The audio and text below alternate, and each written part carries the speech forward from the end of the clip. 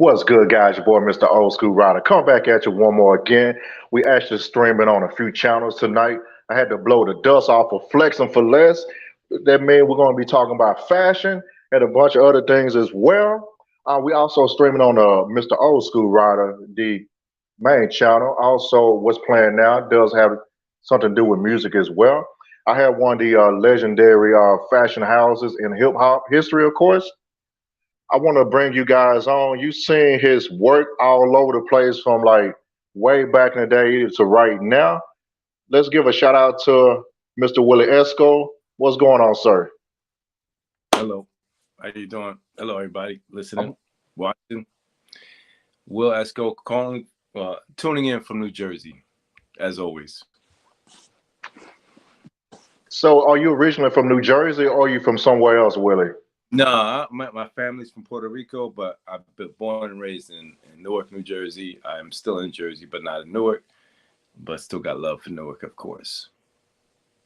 Oh, Puerto Rico. Okay, that's actually a fun fact right now. I did not know that. Yeah. Puerto Rican. My I thought you mother, might have been something else, for some reason. Yeah. No, I'm Puerto Rican. I'm the first generation coming here, and since the '70s, and figure out a way to make money in fashion. So I always loved fashion. So start at an early age. So you since you started at an early age, what was your first time putting something together? Well, when it, my story is really sort of complicated in that um, I had two sisters, right? Four, there's four of us, three siblings, one older brother, and I'm the youngest. And in between is two sisters that constantly asked for support in selection of color, of shoes, dresses, combinations of when they were going out, which shoe did I like, or which Mm. outfit did I like? Because they were, um, just trying to get my point of view on it. And they enjoyed asking me how I felt about the outfits they were wearing. And I enjoyed, you know, the banter with my sisters and picking out stuff. So I think it's from that early age of looking at how clothing was important to people back in the day, and then I also internalized that for myself. I had to make sure what I was wearing was along the lines and as critical as I would give them the advice on. So that's where I think the earliest thing with fashion I remember was third grade class picture. My dad took me to New York, probably somewhere on Canal Street. I picked an outfit from like, maybe somewhere in Delancey or something. It's just a nice little outfit, um, white tie, almost like a houndstooth pattern jacket. And I remember picking it, and that was the first thing I ever remember. And from that point on, I was obsessed with ties and how they looked. I went to Catholic school, so wasn't too much original items I could wear daily other than how I tied the tie and what shoes I wore. So that was limited in expression. But nonetheless, that was my first real expressionary forte into fashion. Very limited, but from that point on, it evolved into art. I was creative at a very early age because my brother was an artist, was drawing. I wouldn't say he's an artist. He was drawing, and I like drawing. And then my good friend was an artist, so I had a good um, couple of folks around me, my brother and my good friend, that sort of bookmarked me on drawing. Now, I was not as good as them at all, but the sketching was all during class, and I would get in trouble for it. But I think fashion, critiquing, picking, and then drawing, uh, I would have never guessed that you can make money from fashion, but as a man, right? I thought it was a woman's thing. So as I got older, uh, the big thing was music, music and hip hop, really got me on the trajectory of finding what I wanted to do for a living. So what time period was that, Willie, back then? Once you put fashion and hip hop together, basically. So yeah, I was a Catholic school boy. You know, I went to Catholic school up until 8th grade. I was traditional Catholic kid, and um, a lot of camping was involved when I was camping because I didn't have a lot of money. So going camping was an escape from the city. Not a lot of food. I would get a lot of food when I go camping. So I was outdoors guy, and then my high school was a private school, um, St. Benedict's Prep in Newark. And around that time, going into high school, disco was a big thing. So I'm a big disco was transforming. You have Michael Jackson off the wall, very legendary sounds coming around that time, Prince, and so going to St. Benedict's Prep allowed me to go into downtown Newark. My high school's downtown.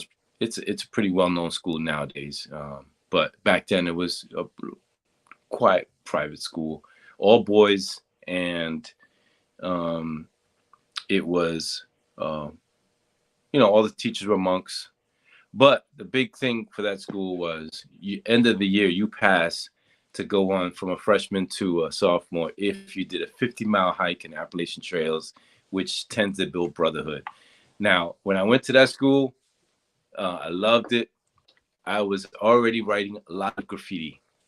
I got in trouble because there was no graffiti in the school, and there was only one graffiti artist tagging up the entire school, which was me, and I got quickly caught. So they knew that I was a little wild. It was only one.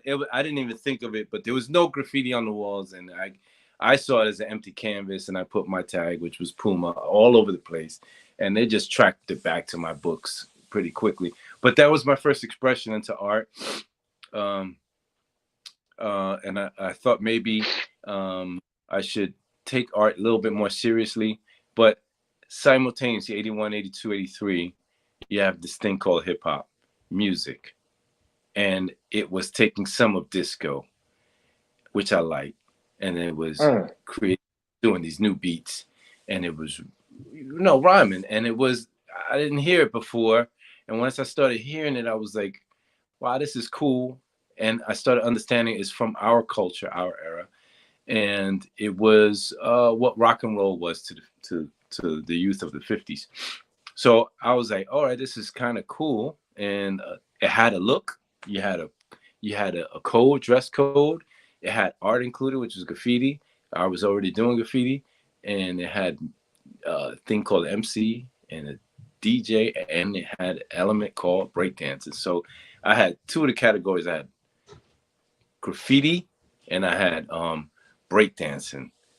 So those two things I used as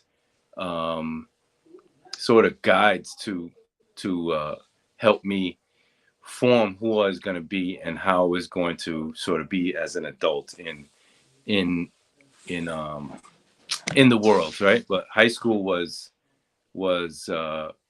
pivotal for me, right? So that's 83. By 83, 84, I really knee deep into breakdancing. I was thinking I was going to make money forever breakdancing. And I got into a competition called Swatch Watch, 1984. We came in second place. A young man in your neck of the woods called, his name, Jermaine Dupri won that one. I came in second place there. And it was kind of odd that a group from New Jersey came in second place in something that was created in New York City. But yeah, that year Jermaine Dupri won 84, and I decided to really focus in on hip hop music and all that sort of stuff. And I just didn't see what I was going to do for a living at the time. I was just so immersed in breakdancing. Hold on. I got to bring that back for 1 second. Yeah. You said Jermaine Dupri from So Def came in first place against you? Yeah, we were in a thing called Swatch Watch competition, and it was a thing, right? It was very similar to American Idol or something like that, but for breakdancing. And you see a lot of Sprite commercials today. Like Sprite commercials are really tapped into our hip hop culture. They were one of the first sponsors to come on board and really sponsor the culture, sponsor the tour. So you got Watch, which is a watch company. I think it's out of France or Swiss, and they came on sponsored. So we were at the Roxy. It was filmed at the Roxy, and the previous year, my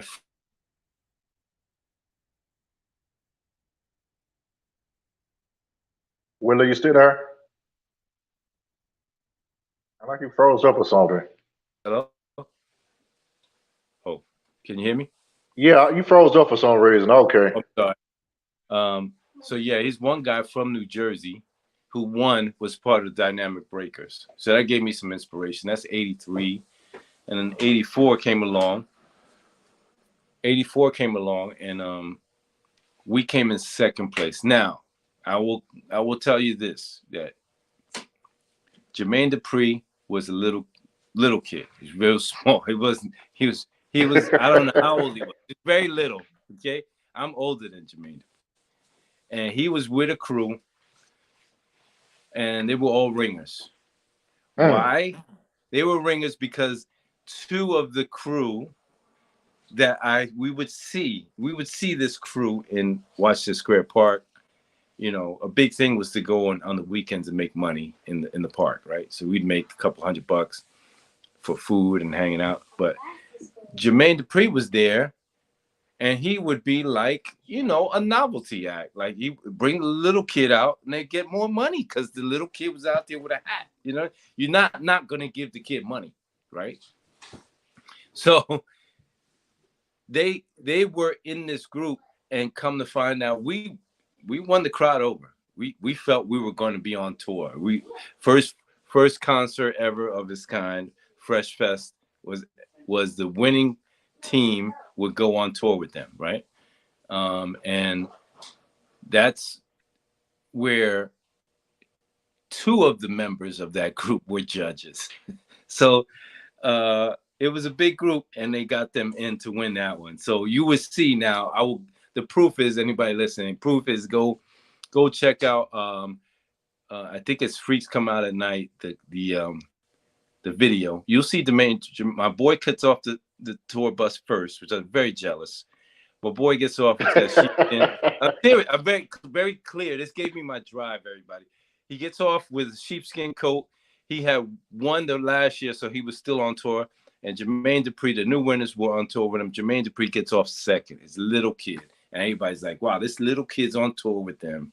Where's his mother? Where's his father? You know, so we came in second place. We won some money, but we didn't go on tour. So from that point on, I was like, oh man, so I got to figure out what to do with my life. I went to Rutgers in 1985. I basically went over to Rutgers for 2 years, and I started really focusing on fashion, or getting into FIT. One, because of a movie, American Gigolo. I saw that movie, and I was really, really inspired by that guy who was well-dressed. I forgot his name, but the music was good, and it inspired me to want to get into fashion, more high-end fashion. And FIT was a place to go if you wanted to go. You know, the stipulation was anyone that went there was considered gay. And I was like, well, maybe they'll just accept me as I'm not gay, but I want to go learn the art, right? So 85 to 88. Uh-oh. Hold on, Willie, where you going? How did I disappear? No, okay, there you go. Somebody called me. From 85 to 88, I was at Rutgers, did all my course, and transferred to FIT, which was a very competitive place to be. But by then I knew that I can compete, I can do this fashion thing, I can make money, and I really love fashion. So by 88, I figured out what I was going to try to do to make money. From 85 to 88, I was working at a bank. I knew that banking life was not for me. It's very boring.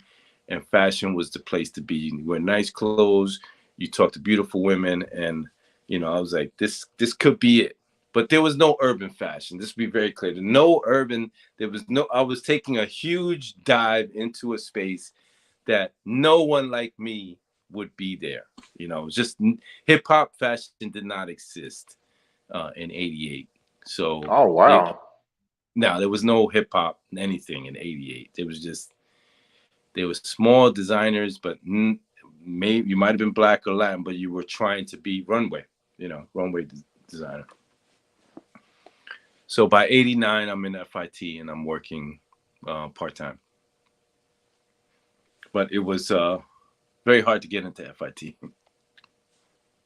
So you can tell us what is FIT? FIT is short for Fashion Institute of Technology. Produced Calvin Klein. A lot of big famous people went there. It's a part of the New York State system of schools, but it's probably the most known. There are other high-end schools, but FIT was really gritty, New York-based school, right in not Times Square, but 27th Street, heart of Manhattan.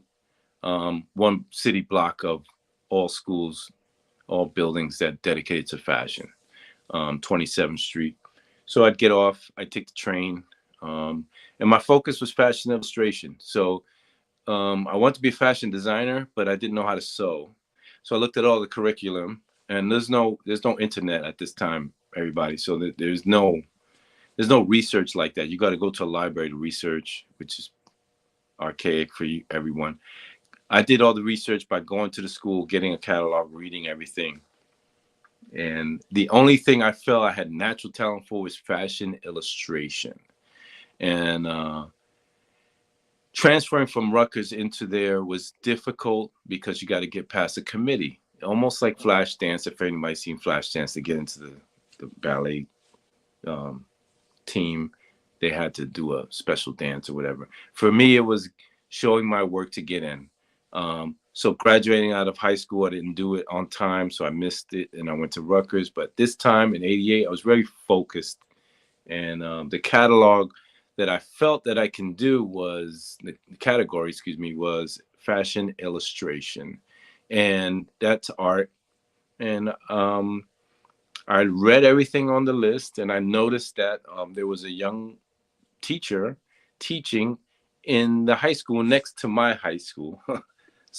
And now it was odd because it's a New York school, but she was teaching a night school for fashion illustration right next to my high school. So and she was on the board of getting people into the school. So I'm very crafty when it comes to all that stuff. I did the research and I got to be her best friend, and she got me in.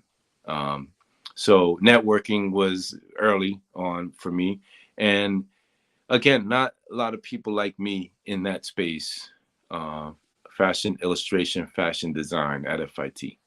So trying to go in with my gut, really saying I wanted to be in fashion and being happy to be able to do work that has to do with art. I felt that I was getting paid to do something I liked, no matter what it was. I was willing to do whatever to be in the space just so I could sit down and draw all day and I would make money. So that's where I ended up there. And I actually did very well when I got in, and because I'm 2 years older than everybody that got there. So I was a little bit more older and more focused, let's just say, Yeah, you had a little bit more drive and hustle, being a little bit older. And remember, what drove me was I got jerked. Jermaine Dupri jerked me. Oh, man. I was that close to fame. I was like, I could have been. No, but we talk about it. I think I talked to him a long time ago about this. And my boy who actually went on tour. And it was the very early stages of hip hop. It was very special because nobody knew how big hip hop was, right?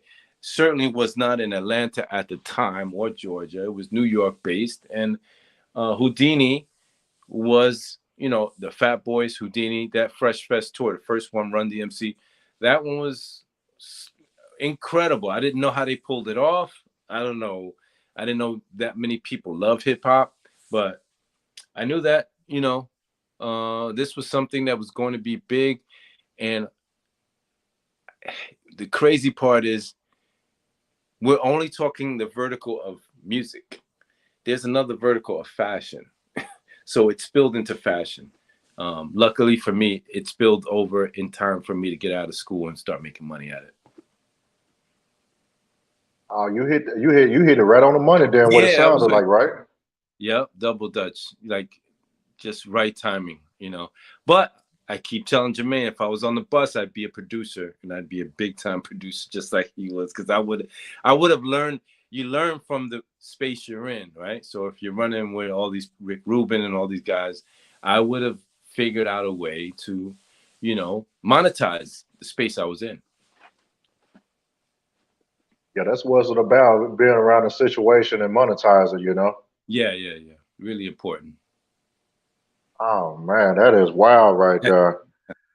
It's So a when did you? So I'm gonna ask you a few questions about some of the what's some of the brands that you was around back then, like influence or had your hand into. well, getting into the space, right? So I am this is 91, 92. The beginning stages were little brands that were doing what we call today pop-ups. So maybe at Freaknik in your neck of the woods. Um, Anywhere there was a concert, there was t-shirts being sold. The art of screen printing was being understood by our culture, right? Um, Not concert going tees, not so much that, more so graffiti on t-shirts. So that was a way I saw I could make money. And the brands that were doing it back then, very early, of course, the beginning was Russell was doing Fat Farm. You had April Walker, you had Carl Kanai. Cross Colors was probably the first official brand out there, which gave us Carl Kanai. But Mm. just prior to that, the high-end fashion guys were Patrick Kelly, Byron Lars, a couple of those guys um, that were doing high-end fashion, but they were of our color, right? Um, so you have this new look of designer, Stephen Barrows out of Newark. So you have these new look, these designers that are not French, that are not from Paris, they're from here, and they're Calvin Klein. You got these guys that are now American-made fashion icons. Yeah, Ralph. So you have this.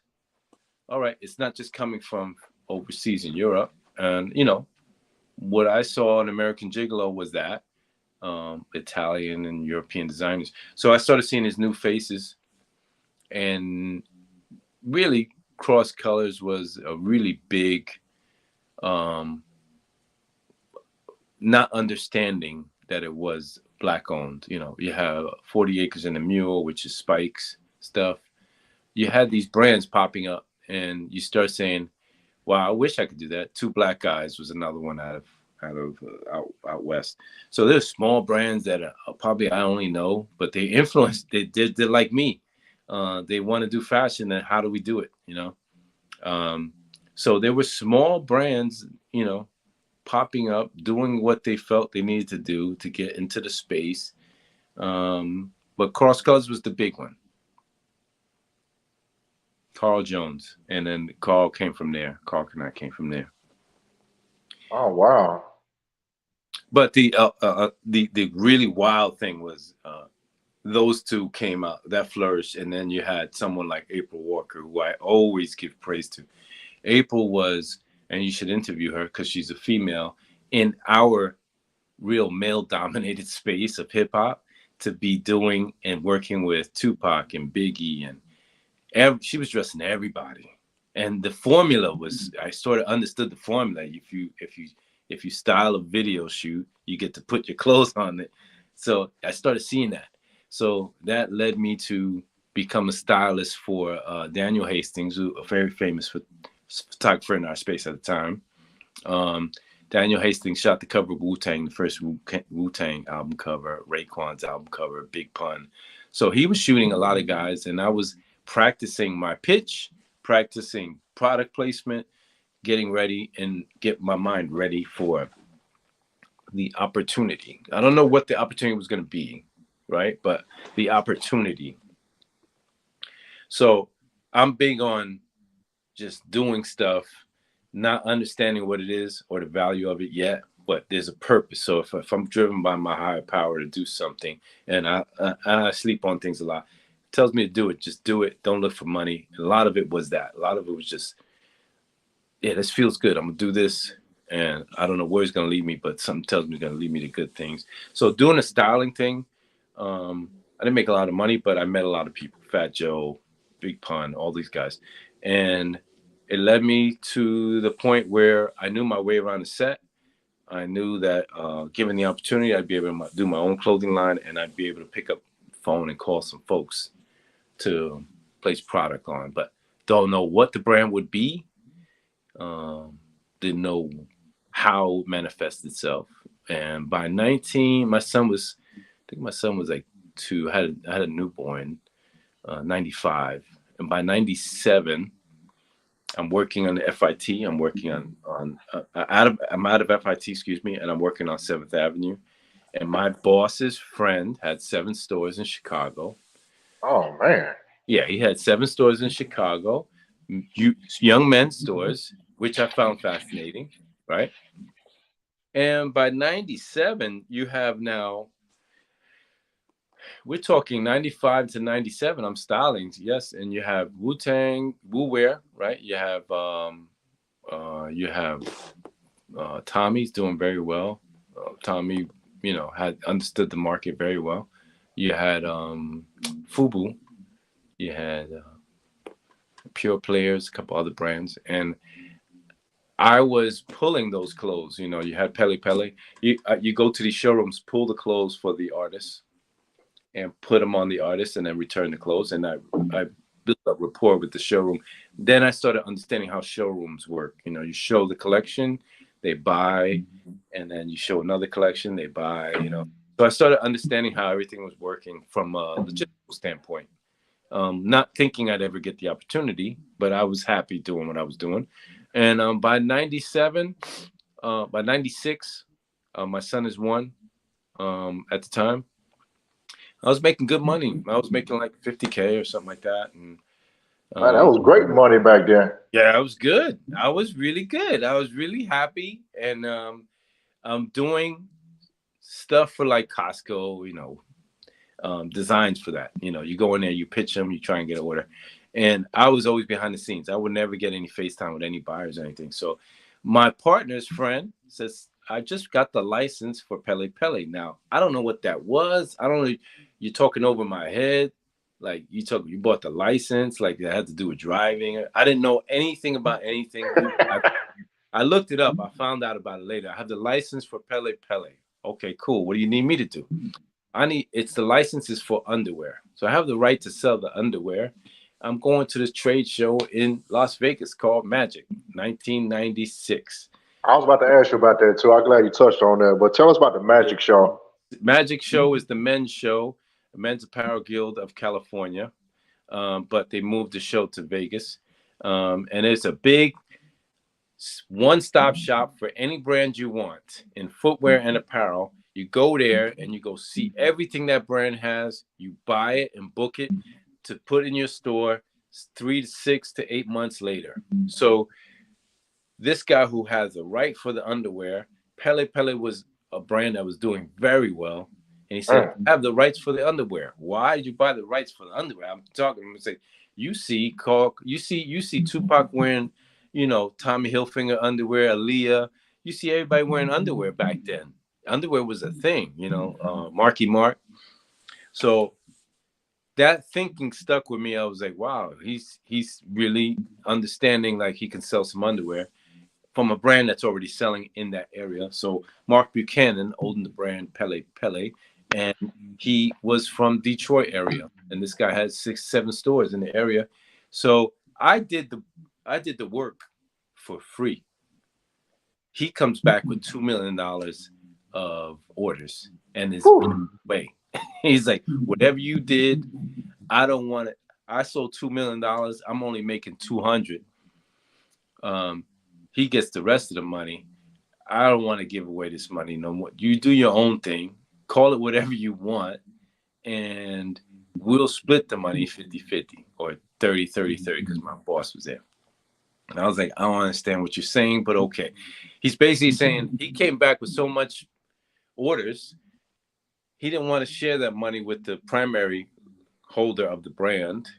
I'd rather create my own brand. So that attitude was like, do your own thing. Call it whatever you want, you know? And that was the moment. That's the moment of truth. So 1996 in the summer,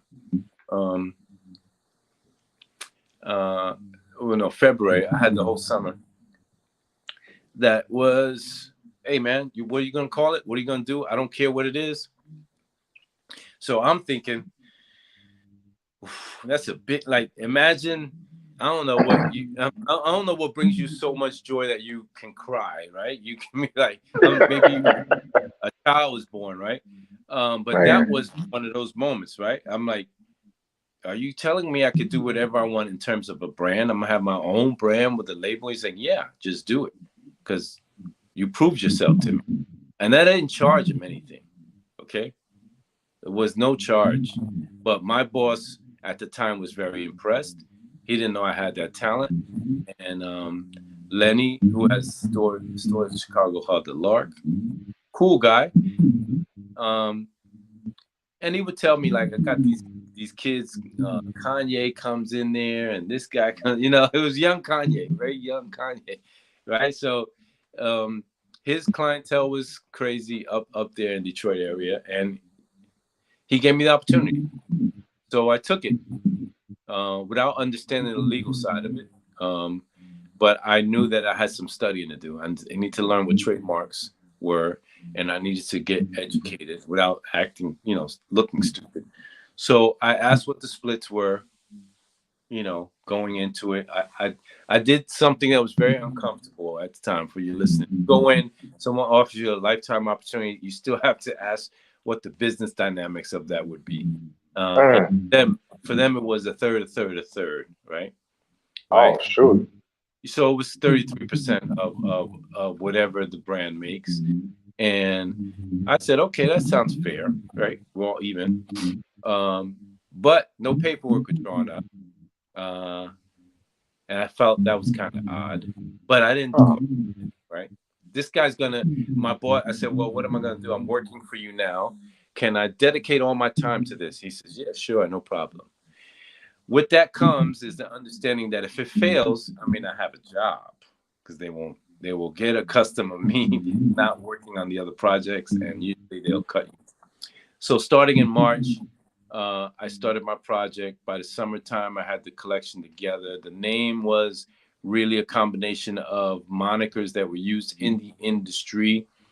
Nas was using the word Escobar a lot. Pablo Escobar probably was a big thing. I don't know what year he was killed, but it was just a popular moniker. And my family names, there's an Escobar in there, so I used the two together to sort of draft off the brand equity of what Nas was doing, and at the same time ensure success for my partners, because I felt like if Nas is using the moniker Esco or Escobar, there's a reason. He wants to emulate toughness or successfulness, and I felt like I need to tap into that.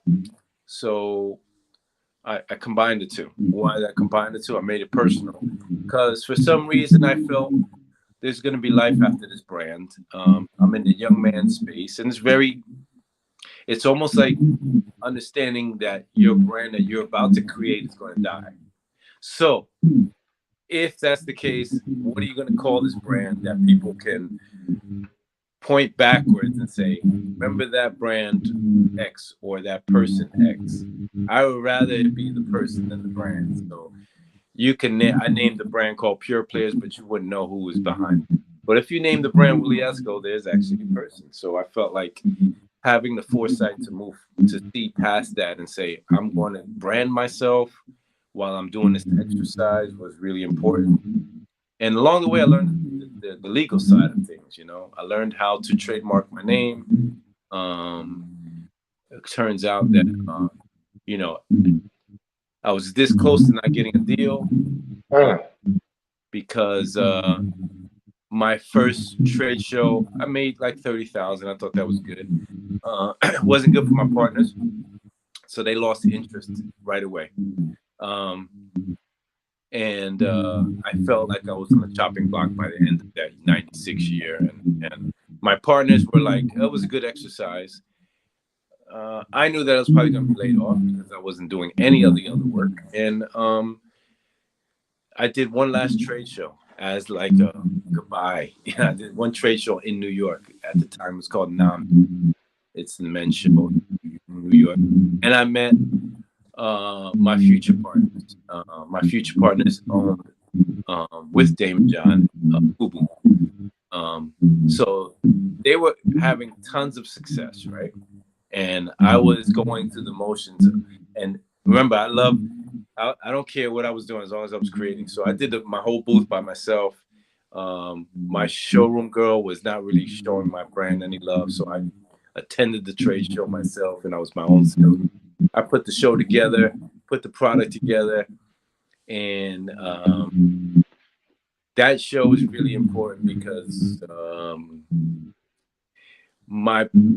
I felt it was the end of the exercise I was doing, and I felt very happy about given the opportunity, but I felt it was like I was doomed. Right? But my showroom person says, I have two guys coming. They want to buy this other brand in our room. Can you keep them entertained while I go to the bathroom if they come? And it was the Fubu owners. They came by to look at Naughty by Nature's clothing line, and I was there. And they asked me what I do, and I showed them the brand. And their light bulbs went off in their head. They're like, "Oh, we have Fubu, so let's get the Latin version of it." And that's what they loved. I was Latin, and I was doing something that was, and they got it. They got it right away. So I walked out of there with a deal, essentially. I just had to get the other guys out, and I had to pretend like I had to put on airs as if I didn't make any money or no connections. So from October to December, I negotiated my deal. And I remember I was making $50K, right? So the deal on the table was $250K starting. Now that's pretty good jump, right? Oh, yo, big old jump. Yeah. So I had that deal on the table. I had to pretend like I was sad about losing or they were going to lay me off. I knew they were going to lay me off, right? I had to pretend like I was desperate. I wanted to keep the job, and I just didn't let them know anything. And by the time, I think it was January 30th, I signed my deal, and I had a new office in the Empire State Building, and they called me in to lay me off. And it was wild because they did help me to get to the point where I was at, but they didn't do any paperwork for me. So that was a blessing. Oh yeah, lucky you didn't have like a non-compete clause in there. You lucked out on that, man. They didn't want to spend the money doing any of that. And then and as I was leaving, I said, "Oh, by the way, you mind if I continue doing this Willie Escobar thing?" And they're like, "Yeah, sure, no problem." The only way I told them, it's the only way I'm going to make money. Do you mind? But as I'm leaving, they gave me severance pay and everything. It was beautiful. Oh, I played man. it very well. and then, but I went from there to my own office. People were working already. It was wild. It was wild. So I walked a fine line to get where I'm at.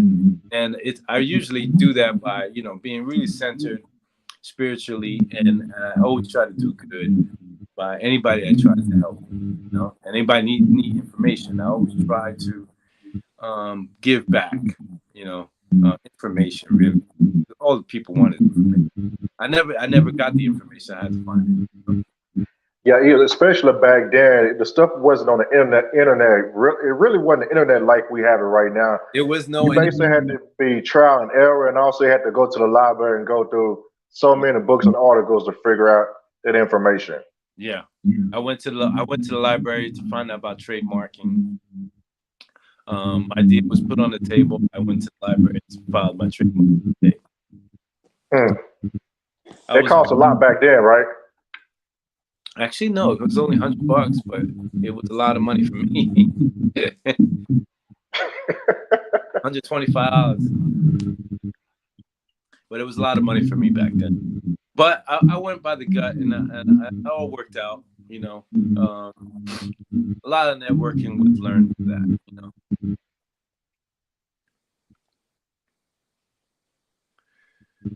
Yes, sir.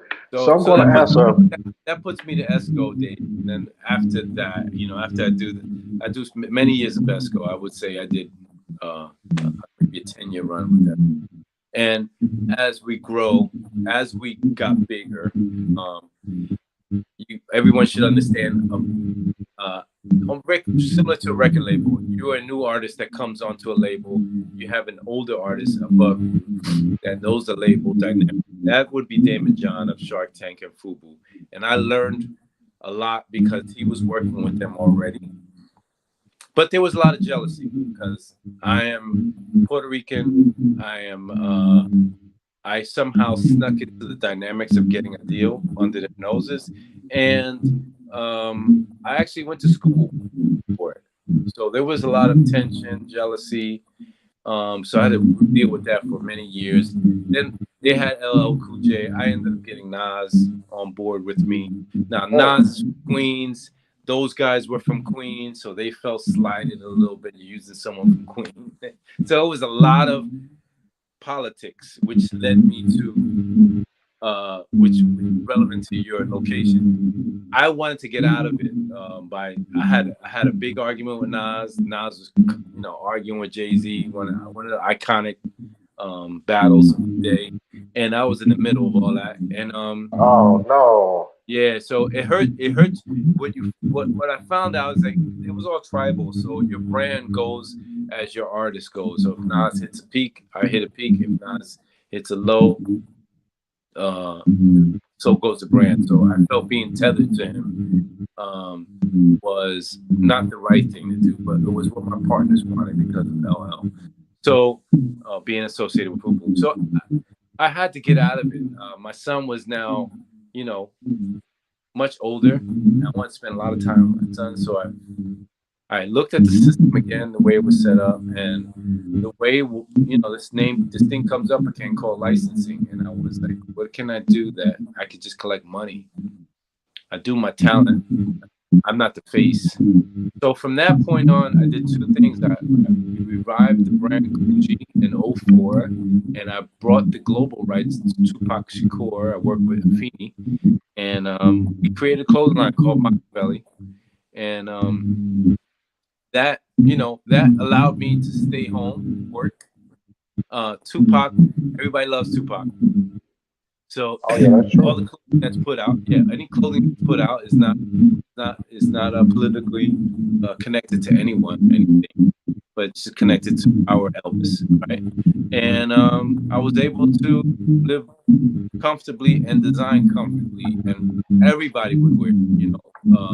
At the time, Ludacris was big. So Ludacris was one of my first ads. He did the ads for free, Teddy Boy, which is 2 Chainz, free. DJ Quick, free. Everybody did the ads for free because of Tupac. So boy. I was able to chill out for a while, just designing clothes, not being the face. Coogee did well too. Coogee did about 60 million. And I was able to sort of just chill out and enjoy the fruits of my labor for a little while until I got back into it with footwear, with my brand, Clar. I relaunched Coogee in 2014 with the Fifth and Rag & Bone. So I'm constantly staying in the mix of reinventing things, looking back, acquiring brands that I like. I know the industry so well. I know what brand can be revived, what brand can't be revived. And that's the business I'm in, sort of a little bit of my own, but a little bit of a touch of revival. So Willie, what made you dealt with Coogee? Coogee was an acquisition. So the dynamic behind Coogee was created in 1969 by Jackie Toronto. They had tremendous success in the 70s, 80s. They dipped a little bit, and they resorted to being probably one of the first luxury brands to rely on hip hop culture. But what I mean by that is it's a very expensive item that the distribution was very limited at the time in the 70s, late 70s, early 80s. But by mid 80s, he was not doing so well. But no one in the hip hop community knew that. So buying a $400 sweater, mid 80s, drug dealers, rappers. So, you have that happening, and the perception is it's a luxury brand. So it's one of the first luxury brands to sort of allow hip hop culture to purchase product and wear endorsed product, right? So I knew that. So my partners, who the way my system was set up was we had Samsung and we had Fubu and Willie Esco, and as competition got tougher, like I mentioned, my partners were reluctant on buying any other brands that competed with Fubu. So I was approached by Dame Dash, Rockaware. I was approached by Echo, Purchase. Many brands would come to us because we had Samsung as our financial partner. Oh, that's a big backing, man. Yeah. So our main guys were, Damon John, and the partners were like, no, we don't want to mess up our apple cart. When actually I was blown away by not acquiring these brands. That means you're acquiring more customers. The more acquisitions you make, and that Google mentality was not understood at the time. So you acquire the brand, acquire the threat was the term. So they didn't believe in that. So I would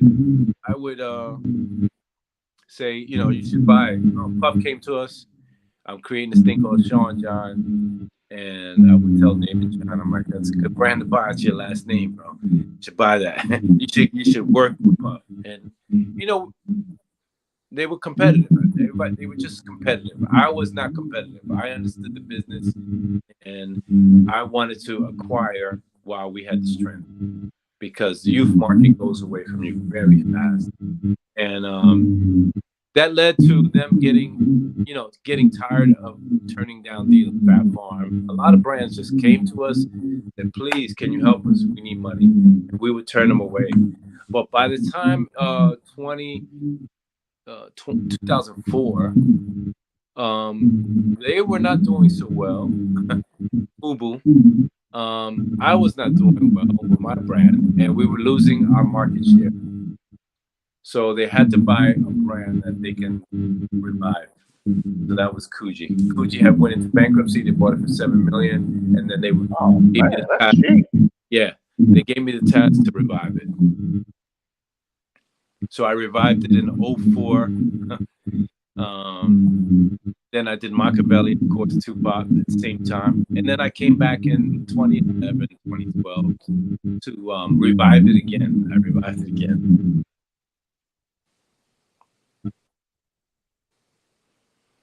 Yeah, I mean, I always loved Coogee myself. I wasn't able to afford the sweaters myself, but I mean, I got a hat one time. Somebody gave it to me, but I mean, it was some fly stuff, but it just wasn't in my range back then, Oh, I hear you.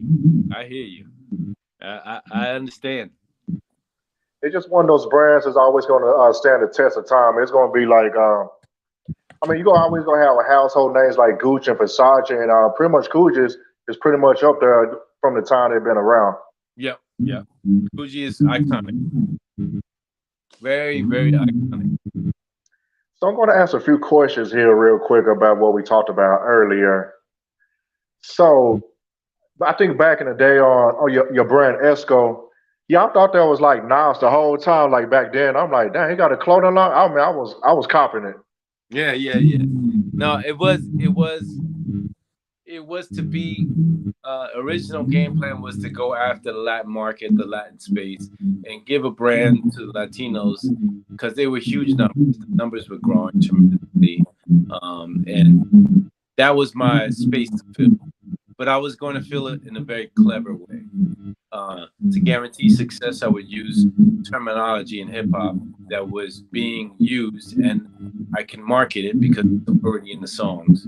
So Escobar was a moniker that was marketed, and it touched on many different. In the part, Willie, I think back then, like everybody wanted to be big time, like Big Willie. Yeah. So it all made sense, right? So you see what I'm saying? I tapped into the ideology of hip hop. He had a good friend, Ill Will, who passed away. So New Yorkers thought he's paying homage to his good friend, Ill Will, which I didn't care either way. I just wanted to do my fashion. So we started, in the very beginning, it was really easy going. It's only till later on when, all the politics gets involved that you have these dynamics of power play that, I own my company, my partners on the other end would have to all agree with more. I couldn't pull off, my partners were not. So we bumped heads financially, but we're cool today. Oh man, all that matters. It just takes time to sort everything out sometimes. Yeah. But yeah, I think everybody's older and wiser. So nowadays, what you working on right? I mean, what you working on nowadays yourself? Right now, I'm really focused on the brands that are going to bring me joy. So I do Coogee now. I do all of the collaborations you see. I do limited work on Coogee. The brand, I revived the brand in 2015 by because the brand Urban itself, let's say Urban as we know it, sort of died in 06, 07. And these brands like True Religion came along. These other brands came and made a lot of money. But Coogee sort of went away for maybe 2 or 3 years. And then I wanted to revive it because I knew social media, the power of it was that all these sweaters, vintage sweaters, were popping up Coogee. And I felt it was a good time to revive the brand from a sweater perspective. Not big jeans, baggy clothes. I was only focused on sweaters. So, and my goal was to revive the brand with a higher price than was original. So the sweaters were $450. I went up to $650, and I brought in collaborators. I brought in Kif on the men's side, Ronnie, and I brought in Rag and Bone as my female partner. So that 20-year 15, we were on the runway with collaboration with Rag and Bone, and we were at the street level at KIF in New York. So we had a good balance of reintroduction to the streets at a higher price point. So I started doing that for a couple of years. I relaunched a brand called Etonic, but I didn't own it. And I wanted to, if the opportunity presented itself, acquire a sneaker brand because I felt footwear was going to be a big category, streetwear, and going to be a huge demand. It's 2015, so I'm like, reselling market's not really there yet, but it's there. And I wondered if there was a brand that was available, or do I create one that caters to us, Black and brown folks? Now, for the audience, understanding that footwear and hip hop really run our pop culture, right? So footwear, if you look at all of American brands in footwear, all of them, take them all, none are owned by Black or brown folks. Yes, you have Jordan, but remember, above Jordan, who's his boss is Phil Knight. You had Kanye, but who's his boss? Germans and Adidas. So I always look at things very analytical. I saw it as for what it was, and I'm like, man, that would be amazing if I can acquire a brand somehow that I can has the heritage, that has sneakers from the 70s, 50s, 60s, 70s, has heritage, right? And I can bring back, right? There was nothing like it. And as I'm doing Etonic and reviving Etonic, it's not a brand I really cared for, but I did to learn the food. I came across a brand who had its roots in Boston. Brand was owned by Franklin Sports, and the reason why I remember the brand, because I remember the high school I went to, prep. I was an avid basketball player. I broke dance, break dance, and I played basketball. So I was in the high school team. One of those teams was sponsored by this brand called right here called Jaclar. Now, from a distance, it looks like Jaguar, right? So I would see these kids in the layup lines. We're practicing because we're about to play the game. I'd see them all sponsored by this one brand. I'm like, that's cool. That's a cool.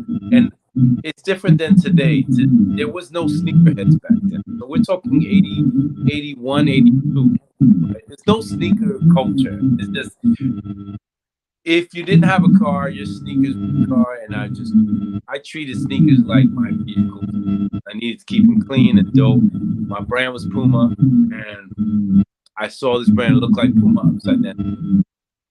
And I couldn't ask these guys, what's the name of that brand you're wearing, because I might get beat up, right? I'm on the court. We're about to play a game, right? But it always stuck in the back of my mind. So we're talking 81.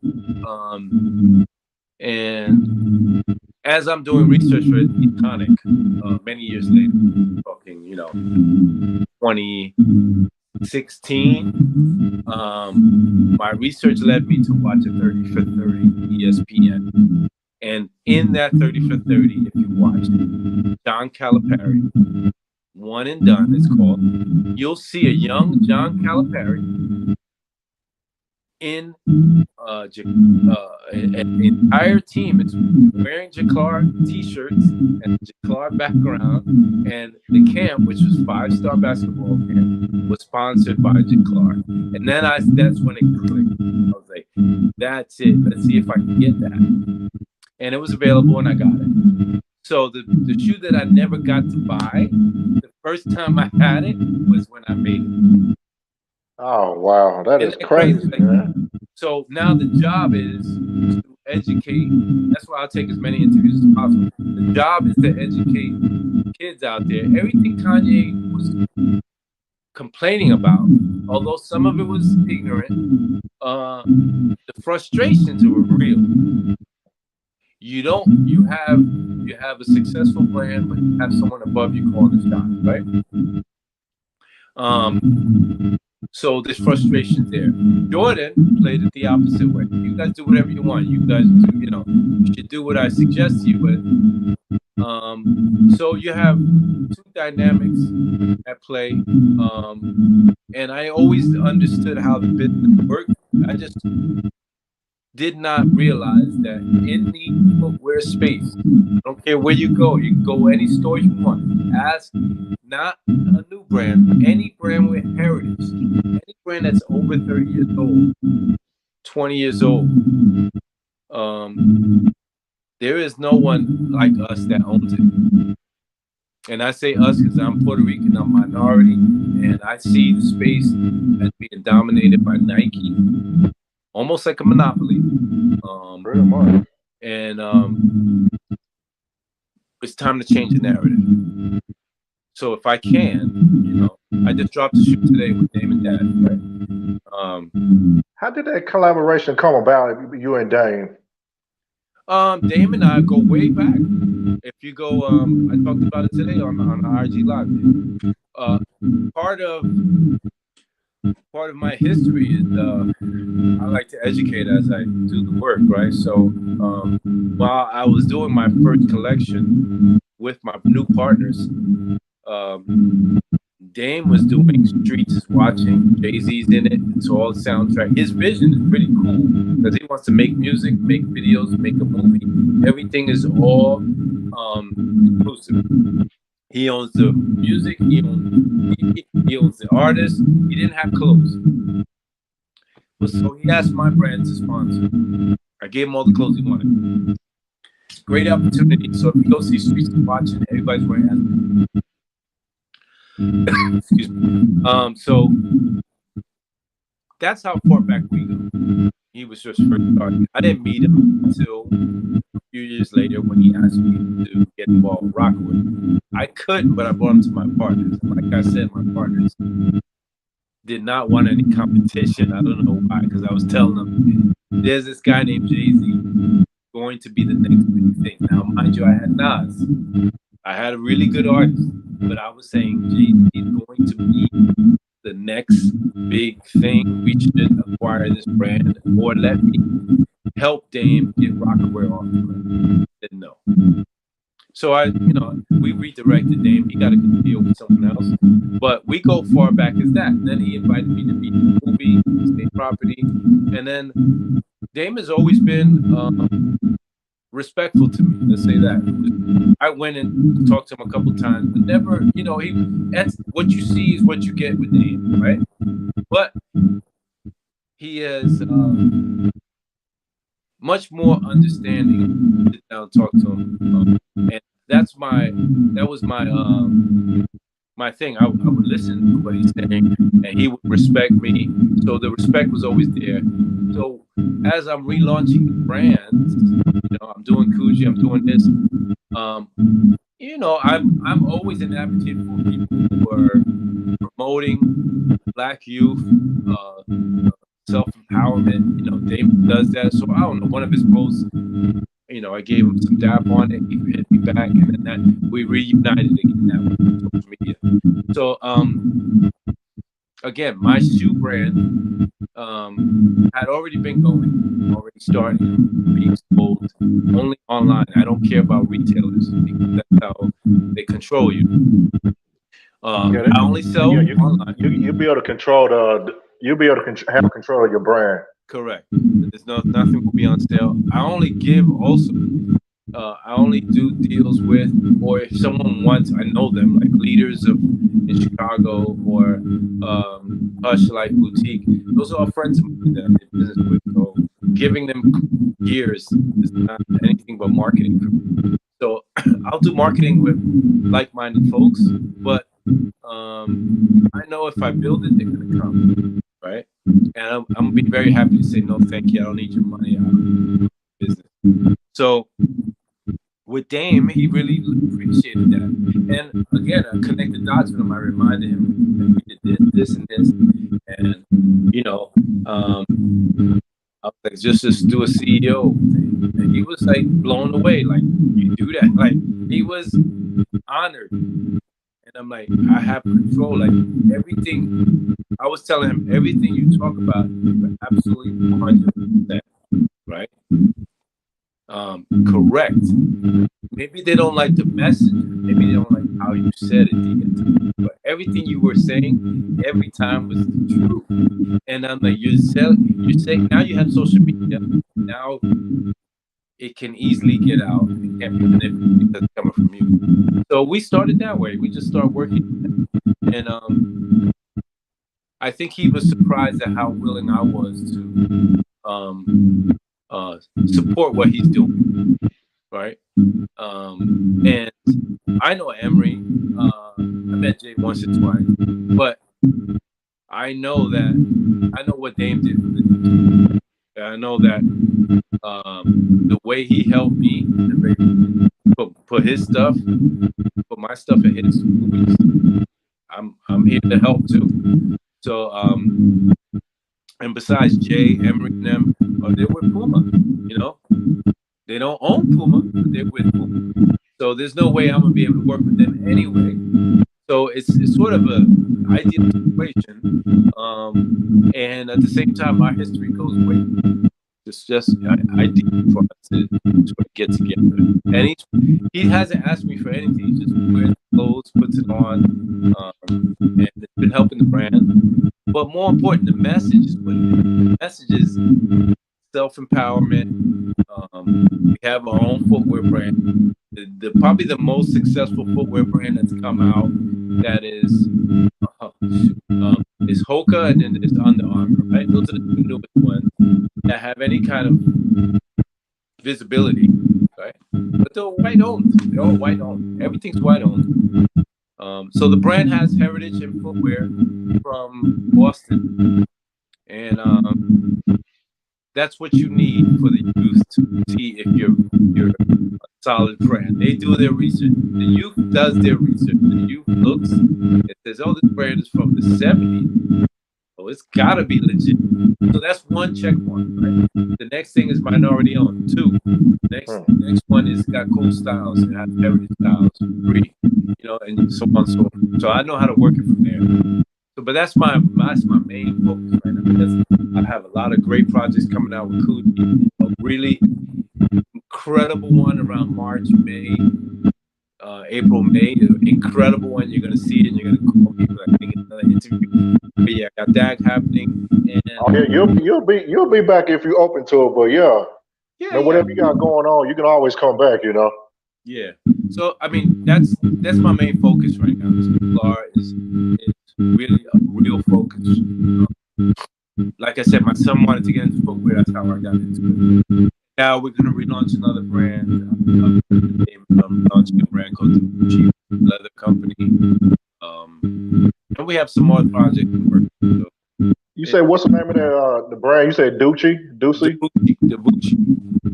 Oh, I think I remember them from back in the day. They made leather jackets, right? Yes, sir. Yeah. Oh man, that's gonna be a hit right there, man. I know you do your thing all the time, but that's gonna be out of here, man. Yeah. So I got a few other questions before we ride on out. We're gonna chop it up after this for a second, but the shoe brand that you have right now, are you going to incorporate that with Coogee, like doing like some collabs with that?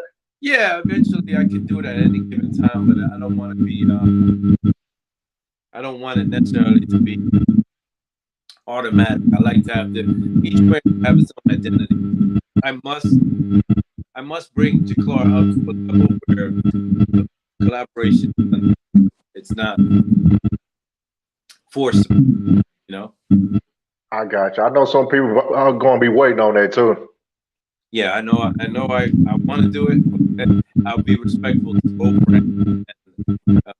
Jaclar's a little young to be pulling at the tails of Gucci just yet, and people say, "Why don't you do it?" I'm like, well, I'm a purist. Like, if the brand deserves it, yes. Yeah, that's most understandable. So, what would you suggest for somebody that want to maybe launch their own brand? Oh man, YouTube. I didn't have YouTube at the time, so I think everything is YouTube. If you want to car, YouTube. If you want to repair something else, YouTube. So many tools out there now. So use all the tools.